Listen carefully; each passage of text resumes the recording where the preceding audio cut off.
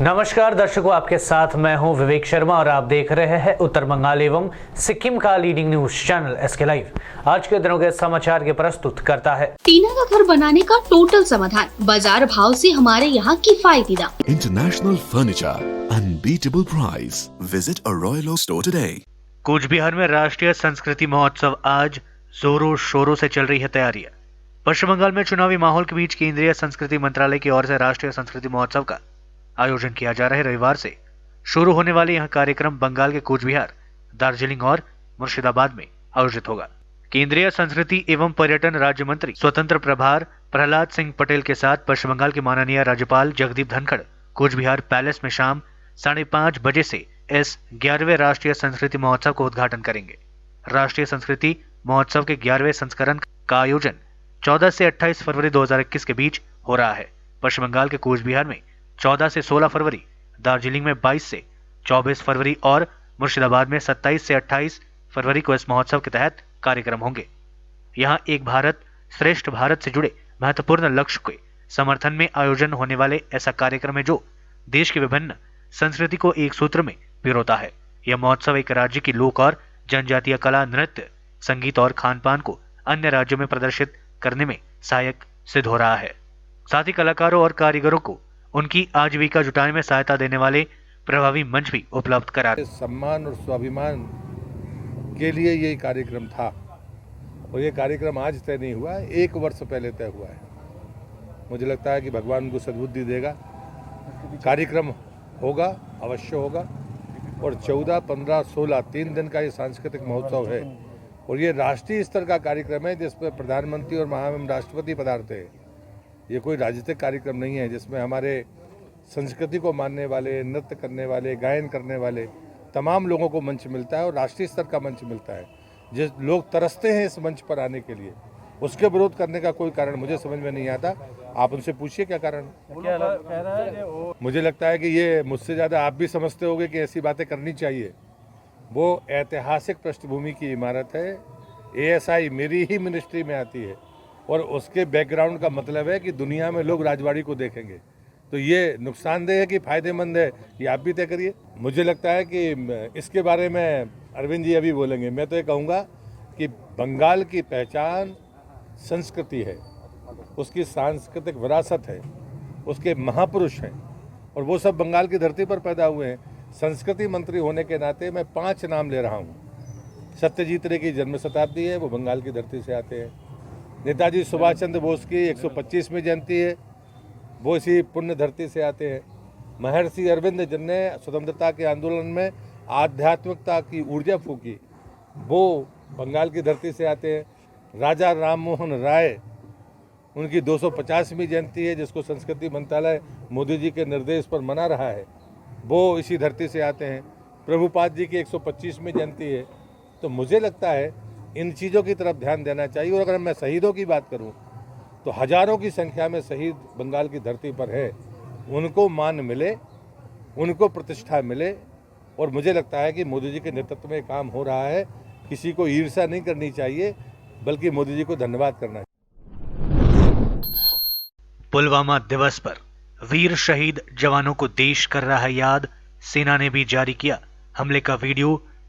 गृह मंत्री अमित शाह बोले, देश कभी नहीं भूलेगा जवानों का बलिदान। भारतीय सेना ने पुलवामा हमले की दूसरी बरसी पर एक ऐसा वीडियो जारी किया है जो किसी को भी झकझोर कर रख देगा। चिनार कॉर्प्स के ट्विटर से जारी किया गया यह वीडियो आपको पूरी घटना और उसके बाद भारत सरकार के उठाए गए कदमों के बारे में बताता है। वीडियो की शुरुआत में बताया गया कि कैसे CRPF बटालियन की बसों को निशाना बनाने वाले आतंकी आदिल अहमद डार की उम्र केवल 20 साल थी। वहीं केंद्रीय गृह मंत्री अमित शाह ने कहा कि देश जवानों के बलिदान को कभी नहीं भूलेगा। 14 फरवरी 2019 को पुलवामा में आतंकी हमला हुआ था। वीडियो में बताया गया कि आतंकी ने अपने घर से 10 किलोमीटर की दूरी पर बने हाईवे पर CRPF की बसों को विस्फोटक से भरे कार के जरिए निशाना बनाया। इस घटना में 40 जवान शहीद हो गए थे और 70 जवान घायल हो गए थे।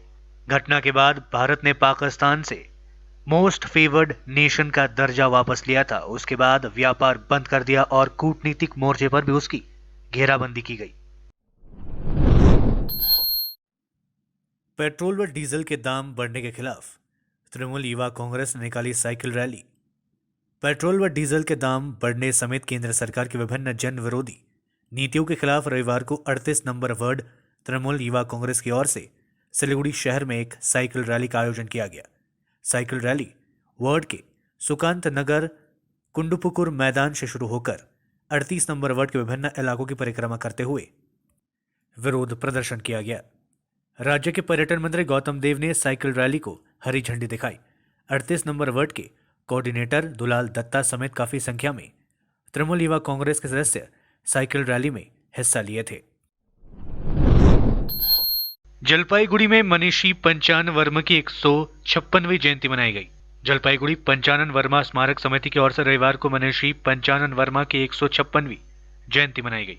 इस विशेष अवसर पर आज सुबह शहर के समाजपाड़ा इलाके में स्थित पंचानन वर्मा की मूर्ति पर माल्यार्पण कर उन्हें श्रद्धांजलि दी गई। जलपाईगुड़ी पंचानन वर्मा स्मारक समिति के अध्यक्ष विजय चंद्र बर्मन, सचिव निर्मलेंदु रॉय, गोविंद रॉय, दुर्गा रॉय समेत अन्य गणमान्य व्यक्तियों ने मनीषी पंचानन वर्मा की मूर्ति पर माल्यार्पण कर उन्हें श्रद्धांजलि दी।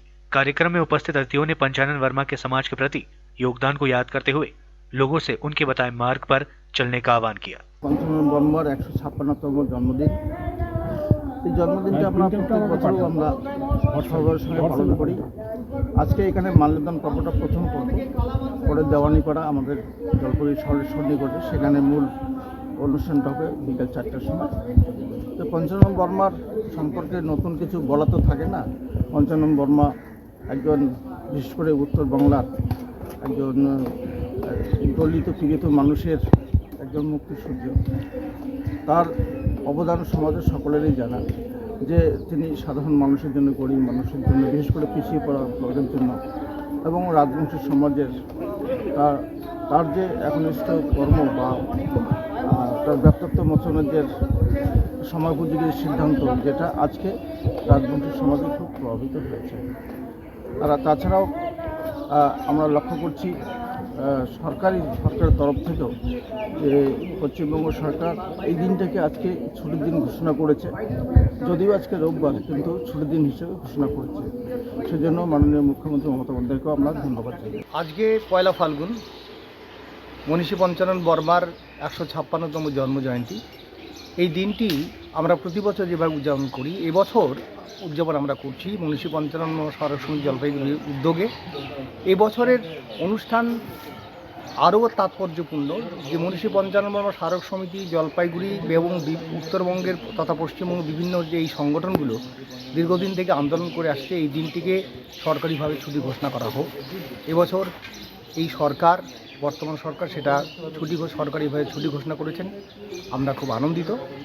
আর মনীষী পঞ্চানন বর্মা উত্তর পূর্ব ভারতের যারা নিপীড়িত, বঞ্চিত, শোষিত মানুষ, তিনি অগ্রদূত, তিনি তাদের মুক্তিদূত, মুক্তিসূর্য। এই পঞ্চানন বর্মা তৎকালীন সময়ে, তখন ভারতবর্ষ যখন পরাধীন, সেই পরাধীন ভারতবর্ষে নারীদের, বঞ্চিত ধর্ষিত নারীদের পুনঃপ্রতিষ্ঠার জন্যে তাদের যে আন্দোলন করেছিলেন, তাদের ক্ষমতায়নের চেষ্টা করেছিলেন, তাদের ভোটাধিকারের জন্য সপক্ষে তিনি সওয়াল করেছিলেন এবং তাদের লাঠি খেলা, ছোড়া খেলা ইত্যাদি খেলায় তাদের প্রস্তুত করে তাদের ক্ষমতায় আনার চেষ্টা করেছিলেন। लेते छोटा सा ब्रेक, फिर मिलेंगे ब्रेक के बाद। Looking for an opportunity to work in Japan? We have exciting employment opportunities, especially in industries like nursing, caregiver, manufacturing and construction. Advantages of working in Japan: better pay packages, better quality of life, better employee welfare and protection, high professionalism and work ethics, respect and dignity of labor, learning the best technology in the world. That is where we come in. At Veda School of Languages, VSL, in association with HNA, Arms Incorporation, Japan. Call us at 9911 546021. क्या आपके कपड़ों का business है और आप दुकान में भीड़ भाड़ से बहुत परेशान हैं और सामान लाने का समय नहीं है? तो समझो आपकी टेंशन खत्म। अब डाउनलोड करें A से Z तक ऐप, इंडिया का अपना होलसेल शॉपिंग ऐप। बस डाउनलोड करें और होलसेल में कपड़ों की शॉपिंग करें A से Z तक। मलाई चाहिँ कोल्ड कफहरू थियो र मलाई यहाँको दबाईले सुट गर्यो म एकदमै जाति हुँदैछ। तपाईको थाइरोइड कस्तो भयो? एकदमै राम्रो भयो। मेरो चाहिँ यो ब्याक पेन उठ्यो पुरा, साइड पेन उठ्यो कि यो ब्याकमा निकै सन्चो भएको थियो। अहिले चाहिँ धेरै सन्चो छ। खुट्टा घुँडाहरू खुट्टा दुख्ने हातहरू दुख्ने त्यो अहिले धेरै कम्ती भयो। तपाईलाई ब्याक पेनहरू सन्चो भयो अहिले? हाम्रो ठेगाना छ centre point building first floor HD Lama road opposite to grand plaza shopping complex Janata lodge Darjeeling. सम्पर्क नम्बर छ 9641995791 अनि 7001155412। घर के फर्श की चमक को रखिए बरकरार जीप्स निमोल नीम हर्बल के साथ, क्योंकि निमोल हर्बल नीम घर को साफ ही नहीं रखता बल्कि 99.9% जर्म्स और बैक्टीरिया का जड़ से सफाया भी करता है। घर को स्वच्छ बनाइए, आप भी अपनाइए डीप्स निमोल। टीना का घर बनाने का टोटल समाधान बाजार भाव से हमारे यहाँ किफायती दाम। घर, दुकान, मकान, गोदाम बनाने के लिए टीना, प्रोफाइल सीट, रंगीन टीना, पाइप आदि सामान की नई दुकान टीना लगाने के लिए मिस्त्री भी हमारे यहाँ है उपलब्ध। Mahavir steel, 3rd mile vega mall के सामने, Chaudhary compound. Contact number 9709970981। Our whole team is dedicated to presenting you the best solution. And what about the timeline? We'll be ready with the full presentation in 24 hours. This works. Send me a calendar invite. Sure. See you. See you. खाना order करें? ये Kareena hi-fi वाली बात। Work like you're at office while chilling like you're at home. Office furniture from Royal Oak. Opposite Vegha Circle, 2.5 mile, सेवक road, Siliguri. International furniture, unbeatable price. Visit a Royal Oak store today. के लिए SK live ही best option है। SK live का इस क्षेत्र में 24 घंटा television, Android app और वेबसाइट पर प्रसारण होता है। सोशल मीडिया पर भी हम उपलब्ध हैं। हमारी व्यूवरशिप 9 लाख से अधिक है। सिक्किम, हैथवे और NXT डिजिटल पर, दार्जिलिंग और कालिम्पोंग में दोनों हैथवे और CCN सेटअप बॉक्स पर, क्लामपुर से लेके मैनागुड़ी हैथवे पर, सिटी केबल पर, सिलीगुड़ी और आसपास, नक्सलबाड़ी से पानी टंकी तक NXT डिजिटल में। तो सोचिए नहीं, कॉल करें 7908554308। ब्रेक के बाद आप सभी का स्वागत है। बढ़ते हैं खबरों की तरफ। तराई डूअर्स आर्टिस्ट फोरम संगठन की ओर से जलपाईगुड़ी में किया गया कार्यशाला का आयोजन। सिलीगुड़ी, जलपाईगुड़ी सहित उत्तर बंगाल के तराई डूअर्स इलाकों में रहने वाले चित्रकारों को एक मंच पर लाने के लिए तराई डूअर्स आर्टिस्ट फोरम का गठन किया गया है। संगठन की ओर से आज जलपाईगुड़ी में एक कार्यशाला का आयोजन किया गया, जहां खुले आकाश के नीचे चित्रकार अपनी भावना को कागज पर उकरते हुए दिखाई दिए। आर्टिस्ट फोरम संगठन के सभापति अंतर्राष्ट्रीय चित्रकार निहार मजुमदार ने बताया कि चित्रकारों को एक मंच पर लाने के लिए संगठन का गठन किया गया है। उन्होंने बताया कि हम लोगों ने उत्तर बंगाल में एक चित्रकला विश्वविद्यालय की मांग की है। हमारी मांग है कि जल्द से जल्द इलाके में चित्रकला विश्वविद्यालय का स्थापना किया जाए। उन्होंने बताया कि हमारे संगठन से अब तक उत्तर बंगाल के 50 से ज्यादा सदस्य जुड़ चुके हैं और इसकी संख्या और बढ़ने की कोशिश में हम लोग विभिन्न कार्यक्रमों का आयोजन किया जा रहा है। उन्होंने कहा कि इस मंच के माध्यम से हम लोग गरीब चित्रकारों की सहायता भी करेंगे। पूरे उत्तर बंगाल में हम लोग काम करेंगे। संगठन की ओर से दूसरी बार कार्यशाला का आयोजन किया गया है ताकि चित्रकार अपनी सोच और भावनाओं को प्रदर्शित कर सके। শ্রমিক সমস্ত কর্মকর্মের সাথে কাজকর্মের সাথে যারা যুক্ত আছেন তাদের সকলেরই সংগঠন আছে। কেবলমাত্র চিত্রশিল্পীদের কোনো সংগঠন ছিল না। সেক্ষেত্রে আমরা দেখলাম যে চিত্রশিল্পীদেরও সংগঠিত হতে হবে। সামাজিক যে পরিস্থিতি, সামাজিক অবস্থানে দাঁড়িয়ে চিত্রশিল্পীদেরও সংগঠিত হতে হবে।